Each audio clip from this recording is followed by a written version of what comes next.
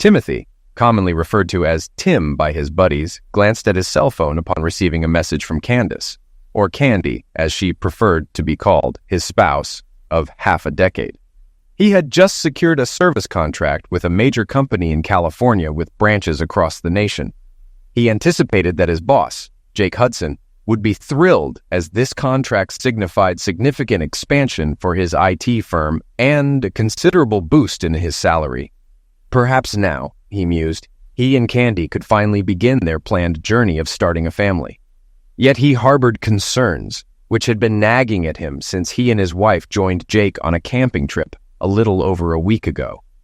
There was a subtle change in her demeanor upon their return from the trip.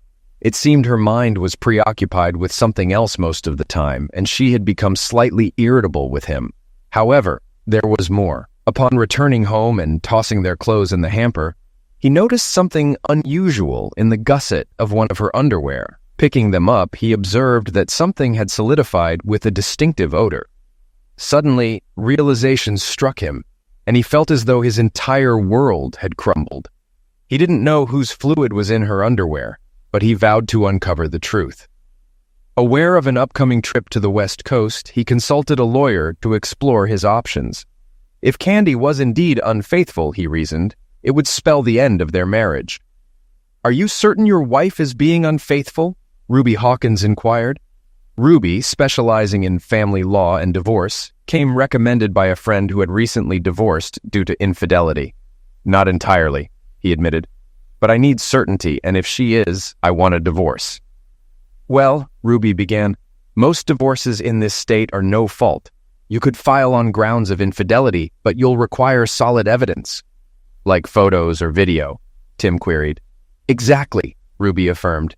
"If you wish, I can have an investigator monitor her activities to confirm." "Please do," Tim replied. "What should I expect in terms of divorce proceedings?" "Given she earns roughly as much as you do with her teaching job, there's a chance we can avoid alimony," Ruby explained. "With no real estate or children, assets would likely be split evenly. Your retirement stays yours and so does hers. If she is indeed cheating, we'll use that as grounds and leverage any evidence we gather for a favorable outcome. I'll start compiling the necessary paperwork, and we'll proceed once we have evidence." "All right," Tim agreed. "Go ahead. I'll be away for about 3 days, which I reckon is when she might act." Ruby enlisted her investigator, Marvin Johnson, who proposed Tim install a tracking app on Candy's phone. Additionally, he provided Tim with a device for recording landline calls and an audio recorder to conceal in Candy's purse. Tim despised resorting to such measures, but felt compelled to uncover the truth. There were other indicators, too. Since the camping trip, Jake seemed more arrogant and disdainful than usual, as if he held some secret knowledge. During the week, Candy drove him to the airport, bidding him farewell with a kiss. He assured her he would call her that night after dinner. She responded affirmatively and wished him safe travels. On the first night away, as agreed, he called Candy, only to be surprised when she mentioned she'd be working as a waitress at a party Jake was hosting that evening. According to her, there was an emergency as one of the original waitstaff fell ill, and Jake requested her assistance. Tim hadn't been informed of such plans by Jake. Candy explained that Jake promised her $150 for the evening, which would be helpful since she wouldn't be returning to work for a couple of weeks. Tim knew classes would resume soon, and he understood she could use the extra money, but he felt uneasy. He questioned her decision, to which she replied affirmatively, expressing her love for him before saying goodnight. After ending the call, a knot of worry formed in his gut. He decided to phone the investigator to inform them about Candy's new job. "Just wanted to inform you, Candy's been asked to waitress for a party at Jake Hudson's house," Tim stated. Marvin confirmed that they would keep him posted, and Tim thanked him before ending the call. The next day, he called Candy's cell but got no answer. He also tried the house phone, reaching only the answering machine. Surely she didn't spend the night with Jake, he thought. However, his hopes were shattered when he received an email from Marvin that afternoon. "Candy spent the night at Hudson's house, and she's still there," the email read. "And she was quite busy the night before. I've attached a couple of photos, but I want to warn you they're pretty graphic. I'll give you my full report when you return." Tim opened the attachments and his heart sank. There was his beloved wife of 5 years, engaged in explicit acts. One involved Jake, while the others were colleagues he once considered friends. The second photo showed her sprawled on the floor. Tears streamed down his face as his hands trembled. He couldn't believe what he saw. Timothy, known as Tim to his friends, tried calling her phone again, but it went straight to voicemail. He also dialed the house phone, encountering only the answering machine. Leaving no message, he sought solace in the hotel bar. The next morning, he checked the tracker, confirming Candy's phone remained at Jake's house. Marvin verified this assumption with an email containing more photos, including a disturbing scene involving Jake, his son Mike, and others from Jake's IT firm. He once trusted them all, but not anymore. He didn't recognize the other 3 men and assumed they were Mike's friends. Concluding his business in California, Tim left the hotel, contract in hand, and caught an early flight home. Arriving home, he noticed Candy's car was gone. Checking the tracker, her phone remained at Jake's. Inside, he changed clothes and called Ruby's office. To his surprise, Ruby's receptionist informed him that she was available and could see him that afternoon. Tim called Candy's cell and was startled when she answered, sounding out of breath. He asked her where she was, and she claimed to be at home catching up. Shocked by her blatant lie, Tim informed her that he was done in California and on his way home. Candy expressed excitement at his return and suggested that she pick him up at the airport when he lands. However, Tim declined, telling her not to bother and that he would grab a taxi. After ending the call, he wondered if she noticed his lack of affection. Shaking his head, he left the house to see Ruby. Candy glanced at her phone after Tim hung up. His usual "I love you" sign-off was absent, and his tone seemed distant. She had intended to leave after the first night, but the allure of being between Jake and his son was irresistible. She justified it to herself as something she owed to her own desires. She assumed it would all end once classes resumed, and Tim would remain unaware. Thus, she spent the following day and night with Jake and his son, Mike. While Jake briefly left for work the next day, Mike kept her occupied, and even arranged for friends to join for a group encounter. Upon Jake's return, she was in bed with Mike on Jake's bed. Joining in, Jake suggested sending Tim away more frequently. "I have classes soon," she explained, "so I won't be available on weekdays. I can't risk it while Tim's at home." "Why not?" Jake jested. "Perhaps he'd enjoy seeing you with other men for a change." They chuckled at the notion. Admitting her attachment to Jake, she affirmed her love for Tim and reluctance to hurt him. Jake proposed arranging for Tim's absence over weekends, allowing her to spend time with them. "But Tim will find out eventually," she voiced. "He's not oblivious." "Don't fret," Jake assured, reaching for his camera. "I'll handle him. Just one condition," he added. "What's that?" she inquired. "You won't be in bed with him anymore," Jake declared. "You're ours now, got it?" "How do I manage that?" she questioned. "You'll think of something," Jake dismissed. "Use an excuse like a headache." "I'll try," she acquiesced. Unaware of the surveillance, they remained oblivious to a van across the street with minicams recording their actions. Tim's devastation upon seeing the evidence Marvin compiled was profound. In addition to photos, there were videos showcasing her acts with multiple men, far beyond what she would do with him. His love for her evaporated as he pondered her behavior. Ruby attempted to console him, but his anguish persisted. How could she change so drastically after 5 years? What had he done to deserve this? And Jake, whom he once considered a friend, now revealed his true nature. "I'll initiate divorce proceedings," Ruby suggested, citing infidelity. "We could also file for alienation of affection against Jake and your colleagues. Although these cases are often challenging, I believe we can secure a favorable settlement." "Do whatever's necessary," Tim responded. "Just don't make any reckless moves," Ruby cautioned. "I don't want to bail you out of jail." "I won't," Tim assured. "When will the papers be ready?" "I'll have everything prepared in a couple of days," Ruby assured him. "Meanwhile, try to maintain normalcy with your wife." "I'm not a great actor," Tim confessed. "I won't touch her again. Who knows what she's caught from all those men," Tim declared. "Tell her you're not feeling well," Ruby suggested. "That should buy you some time." Tim agreed with a nod. "Yeah, okay," he replied. "Thanks." Leaving Ruby's office, he felt somewhat relieved but still queasy. In his car, Tim realized he couldn't continue working for Jake or being around the men who betrayed him. He found the number he needed in his contacts and dialed it, hoping for the best. "Carlson," the voice answered. "John, it's Tim Burns," Tim said. "Tim, how are you, my friend?" John asked. "Not great," Tim admitted. "Listen, is that position at Empire still available?" John Carlson had long sought to recruit Tim, but Tim's loyalty to Jake had kept him from considering it. Now, that loyalty was gone. "Absolutely," John confirmed. "Are you finally joining an established company?" "Something like that," Tim replied. "I've realized I can't stay at my current job."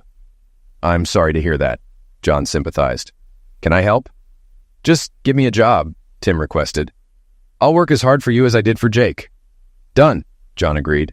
"How about starting on Monday?" "Perfect," Tim accepted. "Great. Why don't you and your wife join us for dinner tonight? Rose will make her famous lasagna, and we can discuss your compensation package," John proposed. "I'd love to, but I can't bring candy," Tim declined. "Oh?" John inquired. "What's wrong?" "I'd rather not discuss it over the phone," Tim said. "But I can explain more tonight." "Of course," John understood, sounding concerned. "Rose is a counselor. Maybe she can help." "That sounds good," Tim acknowledged. "I'll let Rose know. Can you come by at 6:30? John asked. "Absolutely," Tim confirmed. 6:30 it is. "Thanks, buddy." "My pleasure," John replied. Feeling a weight lifted, Tim drove home. Not finding Candy there, he entered, showered, changed, and penned his resignation letter. Candy arrived around 5 p.m., noticing Tim at his computer. She leaned in for a kiss, but he turned and she landed on his cheek. "Is everything okay?" she asked, surprised. "Not really," Tim admitted. "I'm not feeling well. Maybe it's jet lag. I'll sleep on the futon tonight." "Sleeping out?" she queried. "Where are you going?" "I have dinner plans," Tim answered. "Are you meeting someone?" she asked, sounding concerned. "Are you accusing me of cheating?" Tim countered. "No, I've never cheated on you, and I never will. Can you say the same?" She recoiled in horror, doubting if he knew. "He couldn't possibly know," she reassured herself. "No, I can't," she replied. Tim remained unconvinced. "So how was your trip to California?" she asked, attempting to change the subject. "Successful," he replied. "And how did your gig at Jake's house go?" "It went smoothly," she responded. "Even though it was challenging, it was still enjoyable." "I can imagine," he remarked, his voice devoid of emotion. Glancing at his watch, he decided it was time to leave. "I should get going," he informed her, saving his work and shutting down his computer. Standing up, he walked past her without a word and entered the master bedroom to change into something less casual. Upon returning, Candy was seated on the couch. "How long will you be out?" she inquired. "I'm not sure," he replied. "Don't wait up for me. Goodbye." Grabbing his keys, he exited the house. She couldn't help but notice that he didn't kiss her or say he loved her as he always did when leaving. After seeing his car depart, she picked up the house phone and dialed Jake, unaware that their conversation was being recorded. "Jake, I think he suspects something," she confided. "What makes you think that?" Jake queried. "He wouldn't touch me at all," she explained. "He always gives me a kiss and says he loves me, but not today. He seemed distant and just left, mentioning a dinner appointment." "Really?" Jake responded. "Did he mention with whom?" "No, he didn't," she admitted. "Jake, what if he knows? What if he plans to leave me?" "Then so be it," Jake scoffed. "You can always stay with us. And as for Timmy boy, I'll keep him busy enough that he won't be home much." "But I don't want to lose him," Candy lamented. "I love him." "Yeah, your actions over the past couple of days really show that, don't they?" Jake retorted. "That's not fair, Jake," she protested. "I know what I did with you guys, and yes, I enjoyed it. But I still love him. I don't want to lose him." Sure, Jake dismissed her concern. "Let him cool off. Eventually, he'll come around. And if he doesn't, well, we can handle that too." "You're not going to hurt him, are you?" she worried. "Not explicitly," Jake assured her. "We'll just need to make him see things our way, and you'll play a part in that." "What?" Candy was taken aback. "That's right," Jake confirmed. "When the time comes, you'll help us make him understand. Remember where your loyalty lies. And remember, I have videos that could cause quite a scandal if they were to surface." "You wouldn't dare," Candy protested. "Oh, I would," Jake asserted. "I have footage from the camping trip and other compromising situations. You belong to me, so it's up to you to keep Timmy boy in line." Feeling trapped, Candy reluctantly agreed. "Okay, Jake," she conceded. "But please, don't hurt him." Jake smirked over the phone. Sure. He dismissed her concern, ending the call. Meanwhile, Tim arrived at the large 2-story home where John and Rose Carlson resided. He exited his car, bringing along the bottle of wine he had picked up on the way. John greeted him at the door, graciously accepting the wine. "Come on in, Tim," John welcomed him with a smile. "And thank you. It'll be put to good use tonight." Following John inside, Tim was introduced to Rose, who was waiting in the dining room with her lasagna. "Tim, this is my wife, Rose," John introduced. "Rose, meet Tim Burns, our new account representative." Tim shook Rose's hand as John opened the bottle of wine. "Nice to meet you, Tim," Rose greeted him with a smile. "Pleasure's mine, Mrs. Carlson," Tim replied. "Please, call me Rose," she insisted. "Mrs. Carlson sounds too formal." Seated at the table, Rose served up portions of lasagna while John poured the wine. Tim expressed his gratitude, acknowledging the delicious meal. "This is the best lasagna I've ever had," he complimented. "I'm pleased you enjoyed it," Rose remarked. "It's one of my specialties." "So, Tim, I don't mean to pry, but I'm curious why you left Jake so abruptly," John inquired. "Did something happen?" Tim nodded before elaborating. "Yeah, something happened," he admitted. "Please, Tim, share with us," Rose encouraged. Taking a moment to collect his thoughts, Tim recounted the events. "That's tough," John sympathized. "I can relate. I've been through something similar, though under different circumstances." "What's your plan now, besides changing jobs?" Rose asked.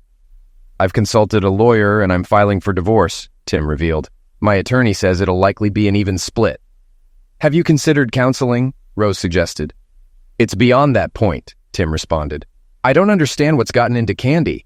It's like she underwent a sudden transformation into someone I don't recognize." "How are you coping with all of this?" Rose inquired. "Not very well," Tim confessed. "My lawyer advises me to act normally around Candy, but it's challenging. I can't even bear to look at her." "Perhaps counseling could help," she suggested. "I might consider it," Tim acknowledged. "John is right. Rose is the best in the field," John interjected. "I believe she can assist you through this if you're open to it. Plus, it's covered in your benefits package." "That's a positive," Tim chuckled. "I'm serious," John assured him. "Rose was invaluable to me during a tough time. I'm confident she can support you too." Addressing Rose, John asked, "Can you fit him into your schedule?" "Absolutely," she confirmed. "I propose an hour per week. How does that sound, Tim?" After considering the offer, Tim agreed. "All right, I'll give it a try," he agreed. John smiled, patting Tim on the shoulder. "Good decision," he praised. "I'll ensure you have the necessary time for counseling. Coordinate with Rose and let me know your arrangement." "I will," Tim affirmed. "Thank you." "Now, if you don't mind, dear, Tim and I will adjourn to my office to discuss his new position," John announced. "Of course, I don't mind," Rose replied with a smile. "I'm excited to collaborate with you, Tim." "Thank you," Tim expressed as he stood with John. They proceeded to John's home office, where he poured them each a snifter of brandy. Over the next 2 hours, they hashed out details of Tim's new role. By the end of the discussion, Tim felt empowered, as though he were reclaiming control of his life. After shaking hands with John, Tim returned home. It was around 10 p.m. when he pulled into his driveway, noticing the lights were still on. He hoped Candy was alone. Entering the apartment, he found Candy on the couch. "How did your meeting go?" she inquired. "Very well, thank you," he replied. "Now, if you'll excuse me, I'm going to bed. Good night." Retreating to the second bedroom where his computer was, Tim began undressing. "Are you sleeping in here now?" Candy questioned from the doorway. "Yes," Tim confirmed. "I'm still not feeling well, so I'll sleep on the futon. Is that all right?" Sure, I suppose," she responded. "It's just that you've been away for 3 days, and I was hoping we could, spend some time together." "I'm not feeling up to it tonight," Tim stated. In truth, the thought of physical closeness with her made him uncomfortable. "Okay," she murmured softly. "Maybe tomorrow." "I'm not sure," he replied. "We'll see." Nodding, she turned away, pondering whether he knew anything about her recent activities. The next day, Tim arose before Candy, prepared his resignation letter, and brewed a cup of coffee. Seeing Candy's purse on the kitchen counter, he grabbed the audio recorder, then downloaded the previous day's phone call. He left the apartment without saying goodbye or expressing affection to Candy. As he departed, Candy heard the door close and lay in bed, tears streaming down her cheeks. Upon arriving at the office, Tim kept to himself. After exchanging greetings with his secretary, he retreated to his office and shut the door. While packing his belongings, Jake entered the room. "What's this?" Jake queried. Tim reached into his briefcase and extracted 2 envelopes. "One contains the signed contract from California," he explained, "and the other holds my resignation, effective immediately. I expect a bonus for securing the California account and my final pay, including my remaining vacation time." "Resignation?" Jake exclaimed, taken aback. "Why are you leaving? I need you," Jake protested. "Seriously?" Tim retorted. "You honestly don't know why? You think I'm naive? I'm not. Frankly, certain revelations have surfaced, compelling me to resign. I've secured a position with another company. I'll be leaving here shortly, then heading to HR." "Wait, Tim, can't we discuss this?" Jake implored. Tim shook his head. "There's nothing to discuss, Jake," Tim asserted. "I'm done. Finished. I once considered you a friend, but you betrayed me and ruined my marriage. Find someone else to deceive." "So this is about that?" Jake probed. "Just so you know, your wife willingly engaged in closeness with me," Jake divulged. "We don't need to let that ruin your career. Just go with the flow for now. Let Candy explore her desires. When she's done, she'll return to you." "You're despicable, aren't you?" Tim accused. "You expect me to accept that? By the way, how long have you been involved with her?" "The first time was during the camping trip," Jake confessed. "On the second day, while you and others were skiing, she initiated it in your tent, claiming I was superior to you. Then she begged me to have lovemaking with her. Remember when you suddenly sent me away to handle something at the office? You wanted me out of the way to be with my wife?" Tim realized. "Yeah, so what?" Jake shrugged, but Tim wasn't done. "And hiring her as a waitress at your party was just another ploy to sleep with her, right?" "Correct. So what?" Jake reiterated. Tim halted the audio recording he had secretly initiated when Jake entered. "Thank you for your confession," Tim declared. "Now, if you'll excuse me, I'm finished packing. I'll head to HR and I'll be on my way." "Wait," Jake protested. "You can't use that recording." "We'll see," Tim remarked. "I'm leaving. Goodbye, Jake. Rotten hell." "Wait, you forgot something," Jake said, holding up a photo of Candy from Tim's desk. "I didn't forget," Tim replied. "I don't want it. If you and your son are so keen on her, she's all yours. I'm done with both of you. Goodbye."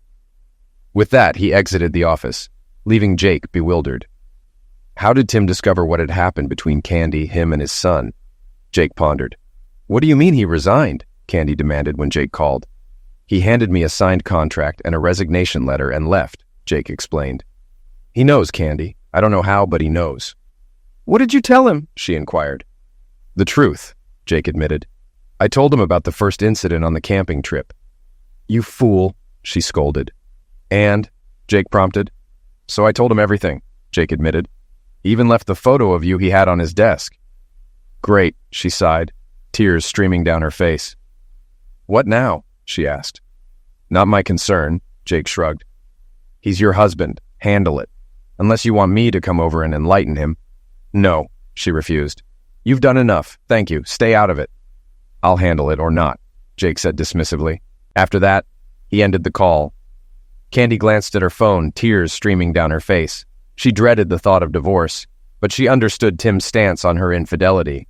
Determined to salvage their marriage, she sank onto the couch, her head in her hands, sobbing over her actions. A few minutes later, Tim arrived home.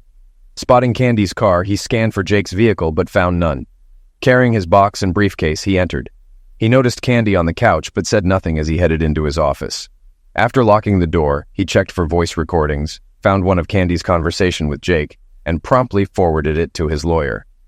"Hello, Tim," she greeted when he called. "I've just received your latest email. I'm filing your paperwork now." "Good," Tim responded. "When can they be served?" "If you'd like, I can arrange for them to be delivered late this afternoon," she offered. "Will that work?" "It will. Thanks," he acknowledged. After hanging up, he retrieved his .45 caliber semi-automatic pistol from the weapons safe, more as a precaution than intent. In the kitchen, he placed it on the table. "We need to talk," he stated, setting the pistol down for quick access. "Is that necessary?" she questioned, pointing at the weapon. "I hope not," he replied. "Just a precaution in case your lover decides to show up."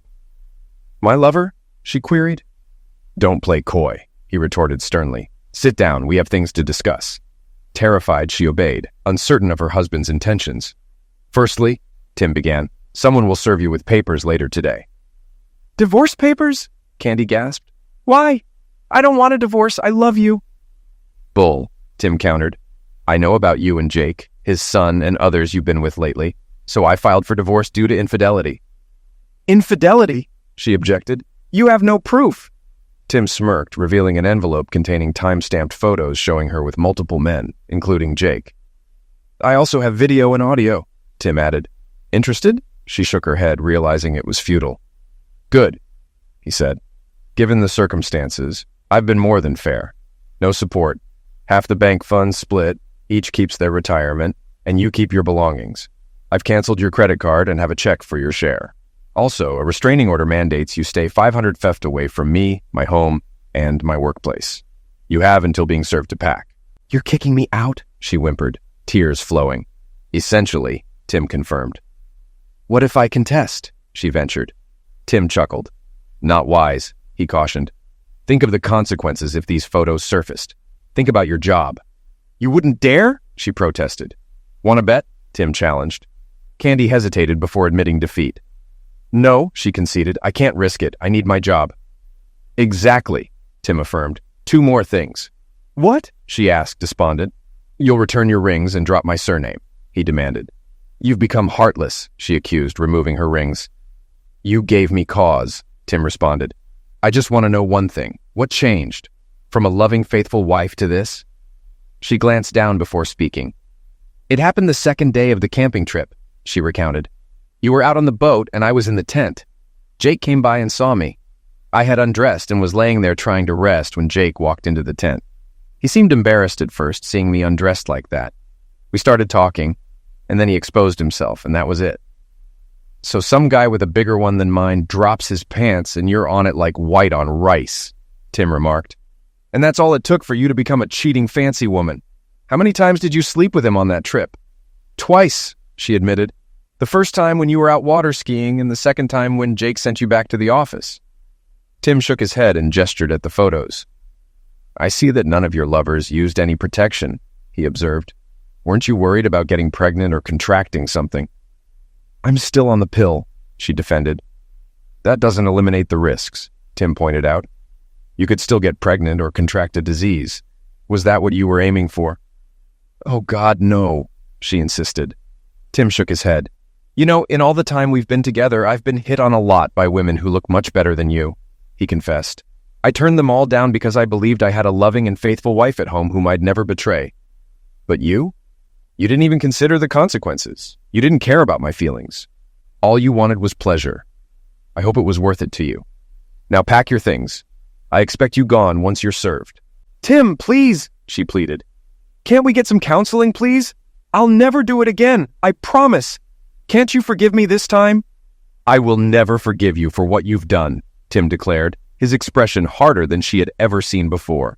"From the moment Jake dropped his trousers, you willingly betrayed me, and I can never forgive that level of betrayal." "But don't you love me enough to work through this?" she asked. He shook his head. "No, right now, I can't even look at you," he admitted. "The sooner you're out of my life, the better. Now start packing. Whatever you leave behind will be disposed of." Sobbing, she stood up and went into the master bedroom to pack. Tim watched as Candy brought out bags full of items. She stopped once and looked at him. "Can you at least help me take these to my car?" she requested. "Nope," Tim refused. "You're on your own. And remember, anything left behind will be discarded or donated." She carried the bags to her car and returned for more, exhausted. "I can't fit anything else," she admitted. "Can I return for the rest later?" "No," Tim reiterated. "You won't be allowed back. Ask your parents to collect your belongings, or I can hold off disposal for a few days." "Thank you, Tim. I appreciate that," she acknowledged. "Oh my God. I just thought, what will I tell my parents?" "Try the truth for a change," Tim suggested. "Tell them you cheated on me with my boss and others, and I had to ask you to leave." "Seriously?" she questioned. "They'll disapprove regardless," Tim asserted. "But it'll be worse if you lie or sugarcoat it. You know how they feel about dishonesty." At that moment, a knock sounded at the door. "I believe that's for you," Tim remarked. Candy approached the door cautiously and found a sheriff's deputy standing there. "Are you Candace Burns?" he inquired. She affirmed, "Yes, that's me." "May I see some ID, please?" he requested. She retrieved her driver's license and presented it to him. After verifying it, he returned it to her and handed her an envelope.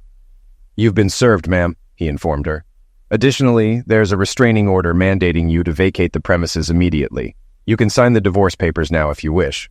She nodded and retrieved the divorce documents. After reviewing them, she asked for a pen and signed them. "I'll deliver this to the attorney," he assured her. "You need to leave now. If you attempt to return, you'll be arrested. Do you understand?" "Yes," she replied, tears streaming down her face. She glanced back at Tim. "I'm deeply sorry," she apologized. "Yeah, me too," Tim responded. "Goodbye." "Goodbye," she whispered as she departed. The deputy nodded at Tim before departing. The following days were chaotic for Tim. Candy made no attempts to contact him, but Jake left 2 threatening voicemails on the house phone. "Damn it, Tim, I know you're there," he yelled. "If you don't drop this lawsuit, I'm coming to kick your ass." Tim smirked, saved the voicemail, and forwarded it to Ruby, who notified the local sheriff's department. Candy's parents also called, asking if they could retrieve more of her belongings. "Sure, just make sure she's not with you. There's a restraining order against her," Tim informed them. "Okay, George," Candy's father sighed. When George and Candy's mother arrived, they collected her remaining items and urged Tim to reconsider the divorce. "Tim, she made a mistake. Can't you forgive her and take her back?" "She loves you," Candy's mother pleaded. "What did she tell you, Bernice?" Tim inquired. "She admitted to messing up with your boss," Bernice replied. "And that's all?" Tim pressed. "Yes, she didn't go into details, and we didn't pry," Bernice explained. Tim retrieved the envelope containing the photos and SD cards and showed them to Bernice and George. They were appalled by what they saw. "I had no idea it was this bad. I'm sorry, Tim. I don't blame you," Bernice expressed. George's anger was evident. "I'm going to have a serious talk with our daughter," he vowed. "Have you done anything else with these photos?" he asked Tim. Tim shook his head. "Not yet, but I warned her not to contest the divorce," he disclosed. They sympathized with him before finishing packing Candy's belongings. 30 minutes later, they bid Tim farewell with a warm hug and departed. Later that day, as Tim watched TV, another knock sounded at the door. Glancing through the peephole, he saw Jake, Mike, and 2 former colleagues. He retrieved his pistol from the weapon case, called emergency, and held the weapon behind his back. Barely opening the door before they barged in, he confronted them with the firearm. "We're going to smack you up," Jake threatened. Tim pointed the weapon at Jake, causing them to pause. "You really want to test me?" Tim challenged. "Just so you know, I've already called emergency, and the police are on their way. If you're here when they arrive, you'll be arrested for violating the restraining order," Tim warned. "Jake, he's serious," one of the men cautioned. Jake hesitated, then turned to Tim. Suddenly, they heard a siren nearby and saw flashing red and blue lights. "Yes, Jake, I mean it," Tim affirmed. As they turned to depart, 2 imposing uniformed police officers appeared at the door. Tim lowered his pistol. "Please, sir, put the weapon down," one officer instructed. Tim complied, placing the pistol on the kitchen counter. "Sir, these individuals are violating a restraining order," Tim explained. "They forcibly entered my apartment and issued threats. I request their arrest." "Do you have a copy of the order?" inquired the other officer. Tim nodded. "Yes, officer, I do," he replied, retrieving an envelope from the counter and handing it to the officer, who carefully examined the document. After a brief inspection, the officer returned the order to Tim and turned to the 4 men. "Turn around, hands behind your back," the officer ordered. The men glared at Tim as the officers handcuffed them and read them their rights. Once restrained, one officer addressed Tim. "Do you possess a license for that firearm?" he inquired. "Yes, I do," Tim confirmed. "Would you like to see it?" He then displayed his wallet, revealing the firearm license card and his NRA firearms training card. The officer nodded after inspecting the cards. "All right," he acknowledged. "Just be cautious with that weapon, understand?" "I understand, officer. Thank you," Tim acknowledged. The following 3 months passed swiftly for Tim. He found greater satisfaction working at Empire than he ever did under Jake's management. Weekly counseling sessions with Rose aided him in managing his trust and anger issues. Simultaneously, he joined a gym, exercising 3 days a week. Additionally, he enrolled in martial arts classes, primarily for mental discipline. Furthermore, he undertook a diet and exercise course recommended by Rose. The divorce proceeded smoothly, especially as Candy did not contest it. However, the alienation of affection lawsuits encountered some complications. While 2 of them were dismissed as Ruby had warned, the case against Jake took an unexpected turn. After reviewing evidence and financial disclosures, the judge ruled in Tim's favor, ordering Jake to pay $1 million in restitution. The judge expressed strong disapproval of Jake's actions. "Mr. Hudson, your conduct in this matter is utterly reprehensible," the judge admonished. "Not only did you exploit a man who considered you a friend, but you also mistreated your authority as his employer to deliberately ruin his marriage and family. Moreover, you repeatedly violated the restraining order against you. Therefore, I rule in favor of the plaintiff and order you to pay restitution in the amount of $1 million. Your Honor, this is highly irregular, Jake's lawyer interjected. Mr. Winthrop, this court finds Mr. Hudson's behavior not only irregular but absolutely despicable. The order stands, the judge affirmed. When must this restitution be paid? Winthrop inquired. Immediately, the judge declared. Unless, of course, your client prefers spending time in jail for contempt. No, Your Honor, my client will comply with the order, Winthrop conceded. Very well, the judge concluded. And may God help you if this check bounces. Case closed. With a gavel strike, the hearing concluded. Jake wrote a check, which his attorney passed to the bailiff. After the judge acknowledged the check, it passed to Ruby, who then handed it to Tim. To Tim's surprise, the check cleared the bank and he compensated Ruby her portion of the judgment. While employed at Empire, Tim was approached by several of Jake's clients. Word of the lawsuit had spread, and numerous businesses were hesitant to engage with someone who actively sought to wreck another man's marriage. They viewed such behavior as indicative of a lack of trustworthiness.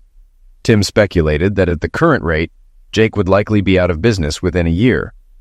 Throughout this period, Tim declined to date, despite being approached by several pleasant women at work. He considered himself married until the final decree was granted. Only then would he entertain the idea of pursuing a relationship. Upon receiving the final decree, Tim celebrated with colleagues, including a lap dance from a generously endowed stripper.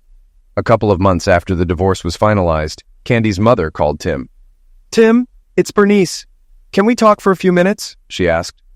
Of course, Bernice, he responded. What's on your mind? It's about Candy, she revealed. She's tested positive for HIV. I'm sorry to hear that, Bernice, Tim sympathized. But honestly, I'm not surprised.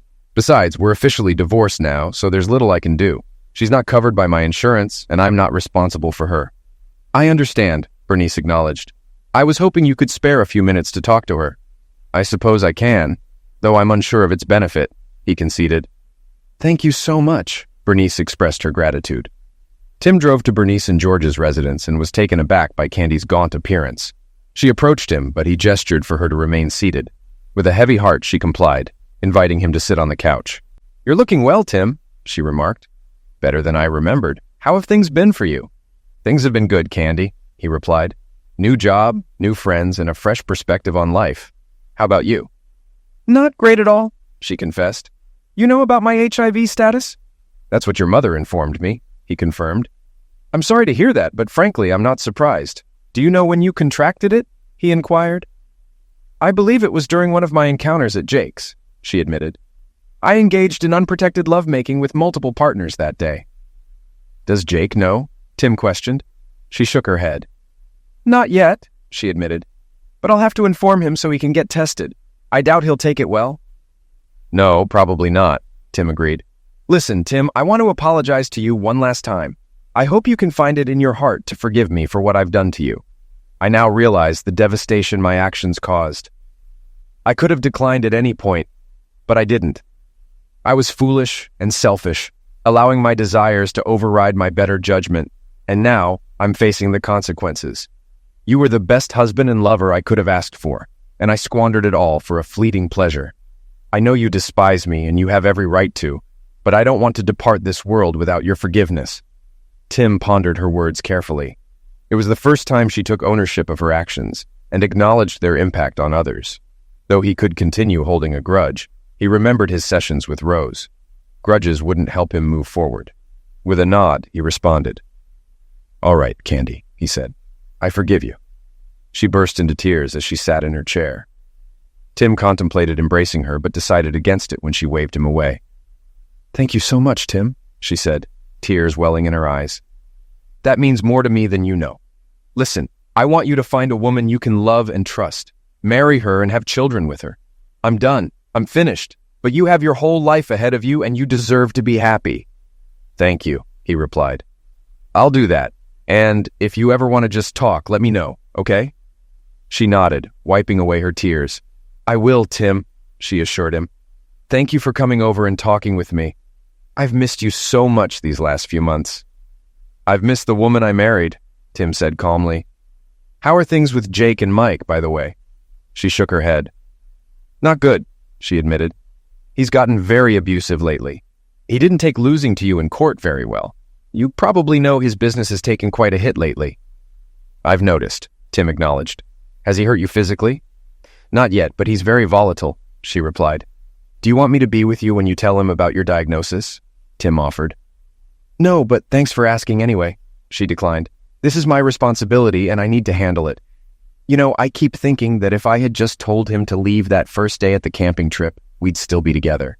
That's quite possible, Tim conceded. But I have a feeling it would have happened at some point anyway. He'd been after you for quite a while. I think you're right, she agreed. Listen, I'm getting really tired, and I need to rest before I go back. Thank you for coming over. It really does mean more to me than you know. You're welcome, Candy, he said. And remember, call me if you just want to talk or something, okay? She weakly nodded. I will, she promised. Goodbye, Tim, she added. Think of me every once in a while, okay? He sensed a hint of finality in her words and wondered if she was contemplating self-destruction. I will, he assured her. Just don't do anything foolish, okay? She managed to smile. I won't, she assured him. As he stood and headed for the door, Bernice approached him. Thank you, Tim, she said, embracing him. This means more to her than you know. And to me as well. You're welcome, Bernice, he replied. Keep an eye on her, okay? I will, Bernice promised. A couple of weeks later, Tim was seated on his couch having dinner and watching the evening news when a report caught his attention. The bodies of a local businessman, his son, and a woman believed to be the man's lover were found earlier today in what police believe was a double homicide and self-destruction, the anchors reported. Jacob Hudson, president and founder of Hudson Consulting, along with his son and an unidentified woman, were discovered dead. All three suffered weapon shot wounds.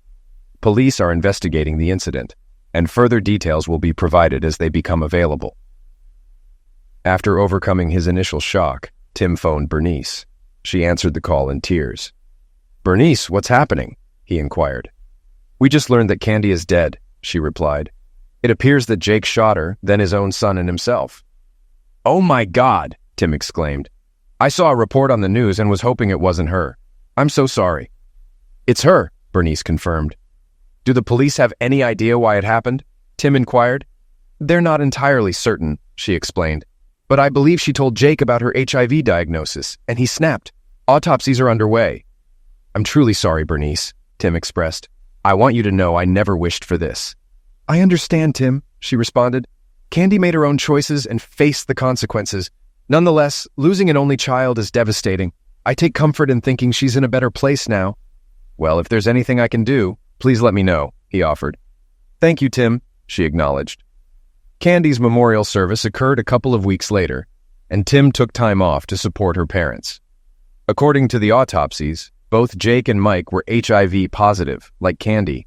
Based on police findings, Candy disclosed her diagnosis to Jake, suggesting they get tested. Upon discovering they were also positive, Jake fatally shot her, then his son, and ultimately himself. Tim mourned Candy's pass away for a few days, reminiscing about their happier times together. Then, unexpectedly, Cynthia Stone, another colleague, visited him. Hey, cowboy, she greeted. Want to join us for happy hour tonight? You seem like you could use some company. Tim hesitated briefly, almost declining, but reconsidered.